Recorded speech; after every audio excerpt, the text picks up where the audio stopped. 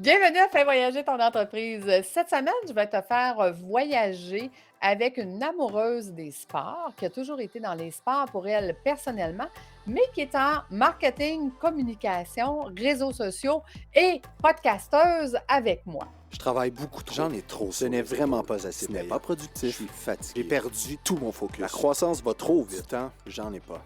Tu es entrepreneur et au début, c'était le rêve, mais aujourd'hui, tu n'as plus de vie. Tu es à la bonne place. Fais voyager ton entreprise, te fera passer d'entrepreneur à chef d'entreprise. Je suis Lucie Bouchard, fondatrice de l'Académie de l'éclosion. Et ici, je vais t'accompagner avec des entrevues, des histoires. Je vais te donner des trucs et astuces. Merci de faire partie de mon univers. Je suis toujours au Je suis travail. fatigué. Je ne m'amuse Je plus. n'ai plus de Je vie. ne suis plus dans ma zone de génie. Et c'est parti! J'ai le grand plaisir de recevoir Amélie Delobel. Bonjour Amélie, comment vas-tu? Salut Lucie, je vais très bien. Merci beaucoup de m'accueillir sur ton podcast. J'espère que tu vas bien aussi. Ah, moi, je vais très bien. Puis merci à toi d'avoir accepté. C'est super le fun. Donc, dis-moi, Amélie, comment c'est arrivé dans ta vie le fait de devenir travailleur autonome, entrepreneur? Oui, en fait, j'ai l'impression que j'ai toujours voulu faire ça ou j'ai toujours aimé ça parce que dès, en fait, l'âge de 18-19 ans, j'avais des petits contrats. Donc, en fait, je travaillais avec Marco Bernard, que tu connais bien de l'Académie du podcast, Bien qui sûr. a aussi une autre entreprise du nom de Production Extrême. Donc, pendant 2 étés, j'ai, travaillé avec lui, en fait, au sein de son entreprise, justement au niveau communication, marketing web et lorsque j'ai quitté pour, Québec, donc l'entreprise qui était située à Granby où j'ai grandi, j'ai Mhm. déménagé à Québec pour mes études universitaires et j'ai continué, en fait, de travailler avec lui, justement, à quelques heures par, semaine à distance. Donc je OK. trouvais ça quand même intéressant de l'idée de travailler, justement, à distance, déjà Mhm. là avec un client. Et après ça, de fil en aiguille, j'ai eu d'autres contrats aussi ici et là parce que là, je voyais justement qu'il y avait une demande justement au niveau des réseaux sociaux et de la rédaction web à ce moment. Donc, on était en 2015. Donc, Mhm. même en poursuivant mes études, même en travaillant pour un club sportif qui était en fait là avec les dynamiques du cégep de Sainte-Foy. J'ai quand même pris quelques petits contrats, à part donc pendant mes études, ce qui fait qu'à la fin de mon bac, donc après mes 3 ans, donc en 2018, en juin, donc j'ai terminé avec des cours d'été, Mhm. je me suis officiellement lancée, à mon compte. Mais, l'erreur en fait que j'ai fait, c'est que j'avais un seul gros contrat Oh. et très peu de petits, à côté. Donc, Mhm. ce qui fait que plusieurs mois plus tard, quand ce gros contrat-là m'avait averti en disant: «Hey Amélie, finalement, il va falloir qu'on diminue tes heures, on restructure un peu nos choses». Donc, c'est ça, j'ai terminé donc finalement mes études universitaires en, juin 2018 et c'est là où je suis partie après ça officiellement à mon compte. Par contre, la la grosse erreur que j'ai faite et justement j'avertis, un peu tout le monde, c'est de ne pas avoir un seul gros contrat quand tu te lances à ton compte. Mhm. Parce que là, ce que ça faisait, c'est que j'avais un gros contrat, c'est ça, d'une trentaine d'heures. Donc, ça faisait en sorte que j'avais moins de temps pour les plus petits contrats et plusieurs mois plus tard, ce gros contrat-là, bon, restructurait un peu son entreprise, il m'avait averti d'avance, mais justement, il mentionnait donc finalement, tes heures vont beaucoup diminuer. Donc Ah. là, du jour au lendemain, tu travailles pratiquement à temps plein et là, tu te ramasses à 10 heures semaine. Là, c'est ça, là, on s'en allait en appartement aussi avec mon copain et autres. Donc là, on pouvait pas se je pouvais pas Oui, me permettre de ne pas travailler. exact. Donc ce que j'ai fait et comme justement j'habitais à Québec, j'avais beaucoup travaillé dans le milieu sportif, mais un peu moins justement au niveau communication marketing. Donc là, je me retrouvais un peu comme, on dit l'expression le bec à l'eau. Donc Ouais. c'est là que j'ai décidé, bon, ben, finalement, je vais essayer l'expérience comme employée. Je veux dire officiellement, on va voir qu'est-ce que ça va donner. Donc j'ai postulé à plusieurs endroits.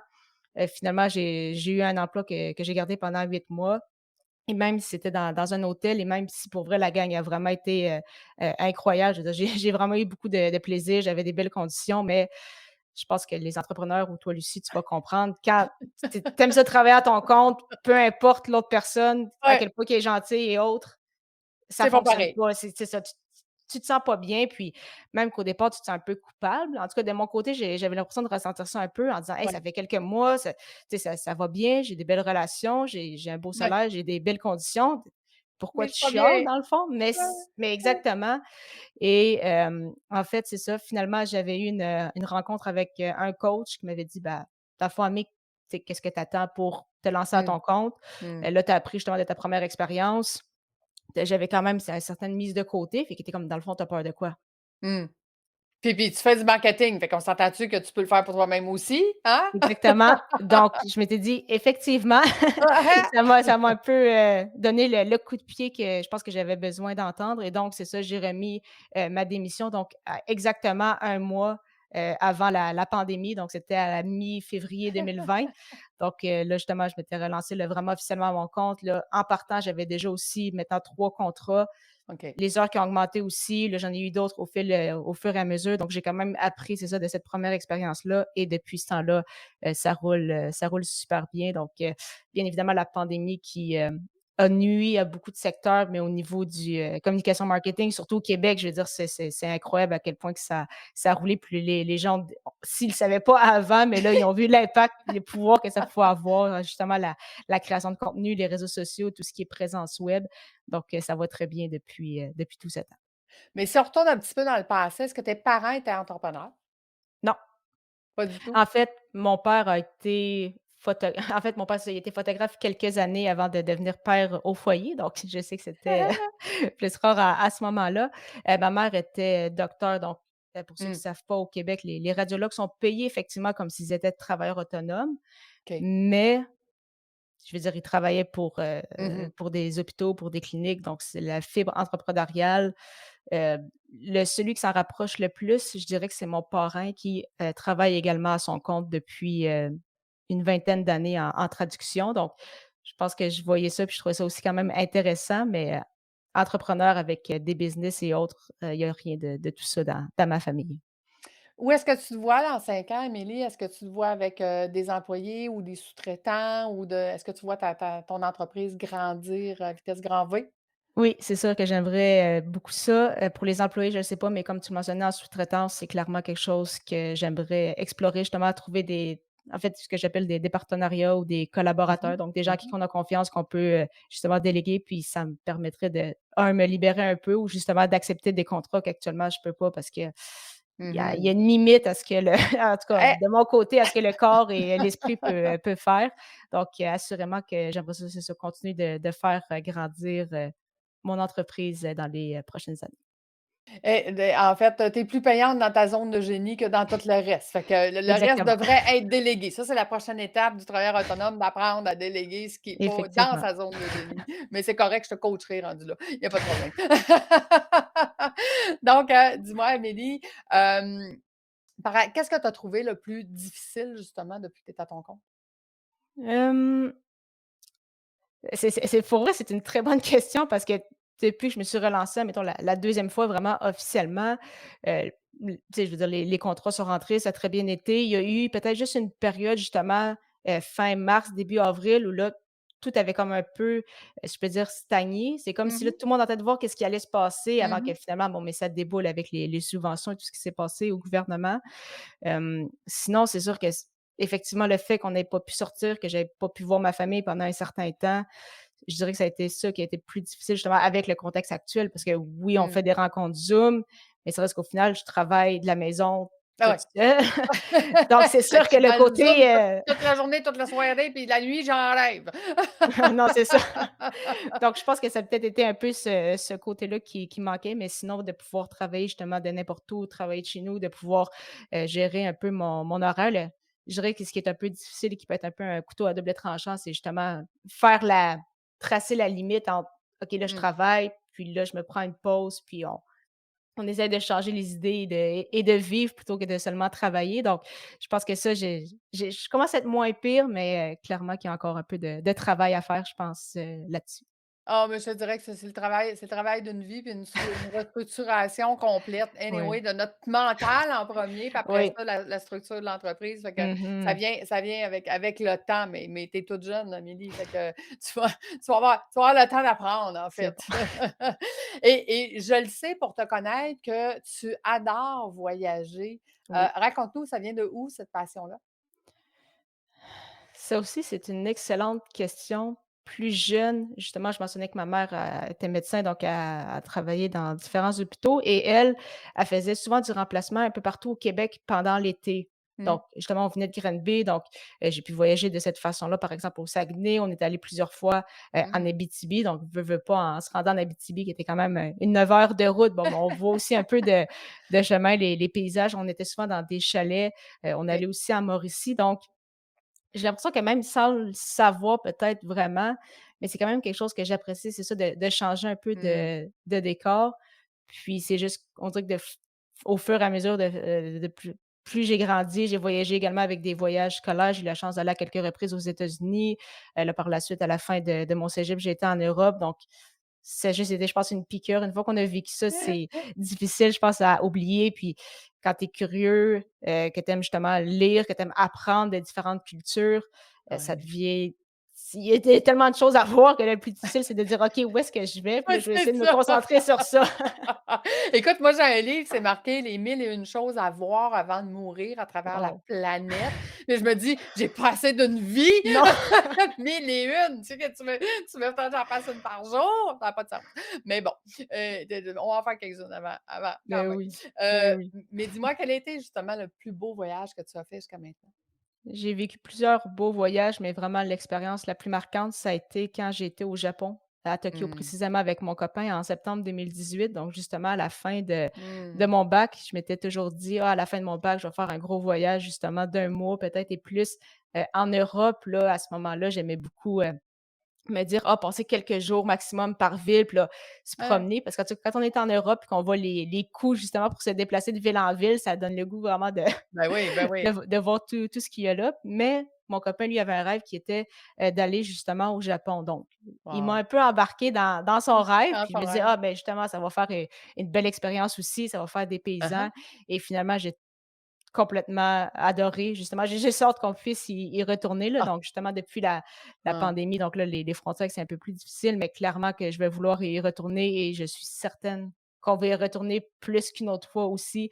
Donc, ça a Mmh. vraiment été une expérience vraiment, incroyable. Puis c'est vraiment, c'est ça, un peu un choc culturel de 1 d'entendre parler japonais, de 2 de voir que l'anglais était plus ou moins présent même, Mmh. à Tokyo. Donc, comment se débrouiller, Mmh mh. le Mmh mh. métro, juste vraiment la culture, à quel point que c'est totalement différent. Quand on va dans les musées, l'histoire, je veux dire, c'est une histoire qu'on n'a jamais vraiment entendu parler, à moins de Mmh. toi faire tes recherches, à Ouais, ouais. côté, parce que bien évidemment, on n'entend pas ça à l'école. Je veux dire, on entend parler Mais un non. peu de ce qui se passe en Non. Europe, beaucoup en France, mais je veux dire, l'histoire en Asie, beaucoup moins. Mmh Donc mh. ça a vraiment été assez, mémorable. Ça m'a vraiment fait découvrir, c'est ça, une culture et donc clairement que je veux, retourner à quelques reprises au Japon, mais j'aimerais également visiter d'autres pays comme la Corée du Sud, certainement.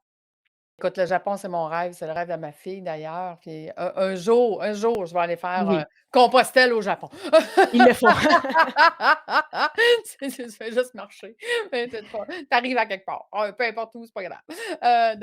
Mais dis-moi, qu'est-ce que tu as vu qui t'a vraiment marqué au Japon? Qu'est-ce que tu as vu qui était beau, là, qui était magnifique?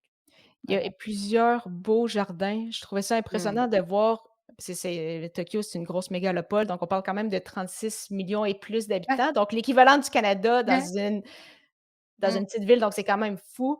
Donc de voir, ben, en termes d'endroits, je dirais que c'est ça, de voir des beaux jardins qu'on dirait que tu te retrouves dans la nature, mais tu es en plein centre-ville. Mmh. Tu sais, il y a plusieurs Mmh. centres-villes, si je peux dire, mais c'est quand même toujours fascinant tu rentres dans un endroit, puis là, il y a des étangs, il y a de l'eau, il y a comme des Ah! bonsaïs, il y a différents arbres. Puis là, tout d'un coup, tu te sens complètement dépaysé parce que tu te dis: «J'ai de la misère à croire qu'il y a des gros buildings juste, juste à côté». Puis, justement en lien avec, à quel point que c'est fou justement de voir à quel point que les gens respectent, les règles aussi, parce que je veux dire à 36 millions, Ouais, tu as pas le tu choix. pas vraiment le choix Le choix. aussi et à quel point de voir que c'était super propre, dans les métros, ben, tout le monde Mmh. se met vraiment à droite si tu veux rester à droite, puis par exemple, monter avec l'escalier roulant, mais tu laisses à gauche pour ceux qui veulent monter. OK. Ce qui est super ce qui m'avait vraiment aussi impressionné, c'est à quel point qu'il y avait en tout cas à Tokyo, des machines distributrices à tous les coins de rue pour acheter des bouteilles d'eau ou d'autres types de boissons OK. et il y avait même des machines distributrices de cigarettes. Ben oui, OK. Donc ça, n'importe qui y a accès, là, donc à la limite, un enfant pourrait mettre, Ben oui. mais ils savent tellement qu'ils vont suivre les règles et donc qu'ils le feront pas si Ah ils sont oui. pas majeurs, qu'ils laissent là sans aucun souci et Ah! également, ce qui m'avait frappé, c'était, quand les gens vont au resto, bien évidemment, il y a beaucoup de monde qui utilise, le vélo comme, moyen de transport Ouais. et quand ils vont justement au resto, ils font juste accoter leur vélo, même pas cadenassé, rien. Ils laissent les vélos là. Il y a plein de vélos, aucunement cadenassés, puis les gens mangent, puis ils laissent leur vélo là 2 3 heures. Ah, c'est incroyable. C'est, Le respect, ouais, wow! Hey, t'imagines, là, comme tu dis, c'est une mégalopole, là, je veux dire, pour avoir plein tu sais, d'histoires d'horreur, ouais, ben non. oui, Ah, wow! Hey, c'est fascinant. On s'assoira à un moment donné, moi puis toi, puis on en jasera encore ça va plus me faire longtemps. plaisir. Moi, je veux tout savoir. Mmh. On s'en prendra. Mais sinon, à part de retourner justement au Japon, quel serait ton voyage de rêve que tu voudrais faire dans le futur? Je suppose l'Australie, parce que Mmh. c'est très long en avion. C'est quand même très coûteux les fois que j'ai regardé pour voir justement Oui, les billets d'avion. oui, oui. Donc, si, quelqu'un justement me disait: «Hey Amé, je te propose un voyage tout payé», effectivement, je pense que ce serait difficile de passer à côté de Mmh. l'Australie. Sinon, comme je le mentionnais, je veux aller aussi en Corée du Sud, donc je dirais que c'est peut-être, top 3 des pays que je veux vraiment Japon, Mmh. y retourner, Ouais. Corée du Sud et Australie que j'aimerais beaucoup, visiter également. On va mettre ça dans la tête à Marco, là, qu'il nous fasse un bootcamp, en Australie. Ou au Japon, justement, on aimerait ça aussi Au retourner, donc Japon, ça, au Japon, regarde n'importe où, nous pas de autres, on est problème. corrects. On est Eh corrects, on va y oui, aller. Hein, voyagedeductible.com. On va y aller, il y a pas de ouais. problème. Donc, wow. Écoute, Amélie, si on revient plus, terre à terre, parce que là, on est parti dans nos Ben voyages, oui. quel conseil aurais-tu à donner aux gens par rapport à ton travail, au voyage ou qu'est-ce que tu aurais le goût de nous partager? Un conseil, effectivement, quand tu te lances à ton compte, en tout cas pour, ceux peut-être plus récents ou ceux qui, pour Mmh. les plus jeunes ou, pour ceux qui, justement hésitent à quitter leur travail, qui ne savent pas s'ils veulent se lancer en affaires ou non. Je sais qu'il y en a plein qui disent ça, mais lancez-vous puis vous allez apprendre, sur le Mmh. tas. De mon côté qui était quand même un peu inquiète, je pense que c'est quand même important d'avoir au moins un petit coussin Ouais. monétaire. Comme ça te permet de dormir l'esprit tranquille et effectivement, ça te permet après ça de te lancer. De préférence, surtout à ton compte, j'attendrai au moins d'avoir un client ou 2 pour au moins commencer à travailler un peu et après Mmh. ça, justement, te servir du marketing, créer du contenu. Ça, je pense que le monde sous-estime beaucoup l'impact que ça peut avoir, mais toi, tu le sais, tu peux créer des vidéos, tu peux créer des articles de blog, tu peux faire des épisodes de podcast. Je veux dire, il y a énormément de moyens différents Oui, en 2022 de créer du contenu. Donc, vraiment absolument. de créer du contenu. Puis, il faut vraiment voir ça aussi, c'est ça, sur une stratégie à long terme. Donc, ça veut pas dire que parce que tu fais 3 vidéos par semaine, qu'après tes 3 premières vidéos, bingo, tu deviens connu ou que tu as plein de contrats. Tu peux être très chanceuse ou chanceux et que ça arrive, tant mieux pour toi. Mais Oui. vraiment voir, c'est ça, au niveau, du long terme. Donc, je pense que les gens, pensent que justement que le web, c'est facile, donc Ouais. visent sur le court terme et se disent: «Ah, mais ça me sert à rien de créer ça» ou à la place, je vais mettre, tu sais, je vais faire juste la publicité puis ça va être correct». C'est vraiment important de voir sur le long terme, puis en affaires, en création de contenu, puis je pense que dans la vie de tous les jours avec les habitudes de vie, là, on parlait justement de avec la pandémie qu'on était très, renfermés, qu'on sortait peut-être Ouais. pas beaucoup, mais l'importance de la santé mentale, de la santé physique, de sortir, de Mmh. bouger, que je sais que les entrepreneurs travaillent beaucoup, des fois on Mmh. aime s'en prendre aussi, mais que c'est important de penser à soi surtout et bien sûr de voyager. Si c'est ça qu'on aime, faut s'encourager aussi, il faut se motiver donc voyager et avec Lucie en plus avec, voyagedéductible.com là, il y a plus de raison de ne Ah pas non, non, voyager. il y a plus de raison de pas voyager. Écoute, tu peux voyager avec, tes enfants, ta famille, ton beau-père, ta belle-mère, ton frère, ta sœur, Tout le monde. regarde, il y en a pas de problème. On va trouver le moyen que ce soit des outils pour tout le monde. C'est comme ça. Excellent. Fait que dis-moi, Amélie, on a, au départ, dit que tu étais aussi podcasteuse, mais Oui. tu as, 2 podcasts. Raconte-nous tes podcasts. Oui, donc mon premier athlète entrepreneur que j'ai lancé en janvier 2019. Donc, il Mmh. y en a aujourd'hui après, en fait, à plus de 170 épisodes. Wow. Donc, ça roule quand même. Donc, j'ai eu la chance justement de recevoir des athlètes entrepreneurs vraiment incroyables, des anciens joueurs de la Ligue nationale, des anciens Mmh. athlètes olympiques, paralympiques que j'ai eu la chance de voir à la télévision. Donc, c'est toujours impressionnant après ça, de Oui. discuter avec eux même par Zoom. Donc, c'était pas en personne, mais par Ah Zoom. ouais. Mmh.